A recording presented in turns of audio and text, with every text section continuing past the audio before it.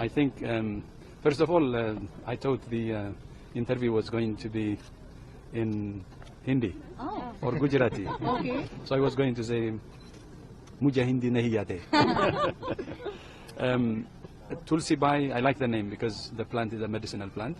By the way, I just planted Tulsi Bai here in the wellness center, and I'm really happy to do that because it has many benefits to take care of our forest and to contribute to make sure that our world is green.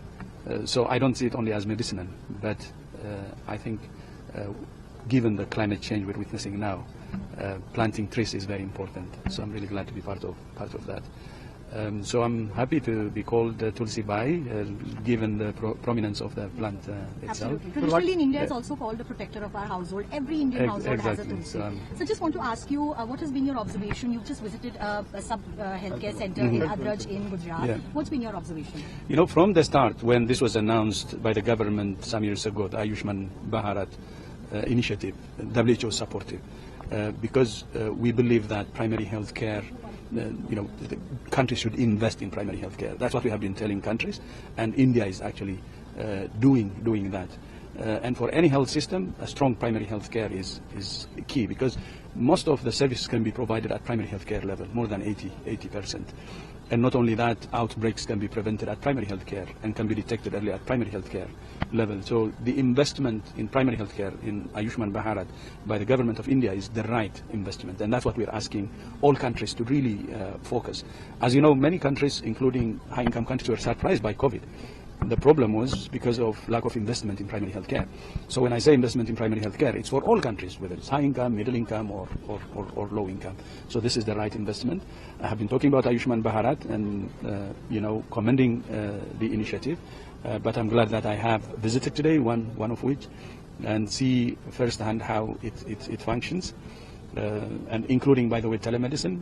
There was consultation with a doctor remote 40 kilometers from here.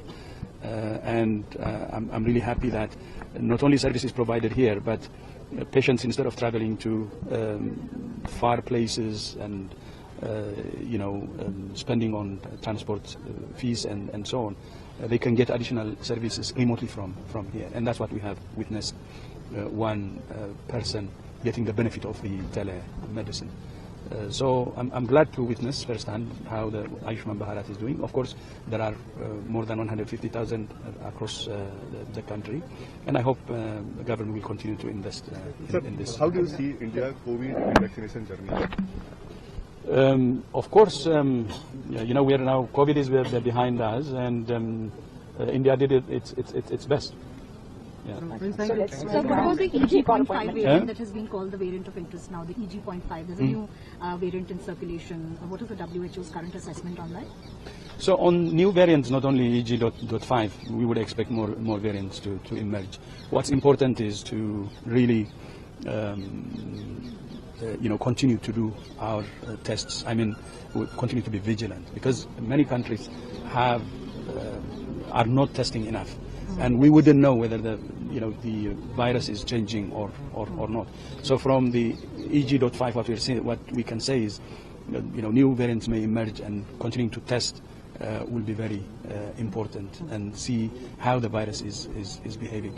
But we're following this particular variant, and we will do everything, not only on this variant, but any emerging variant. But countries should be continue to be vigilant. Okay.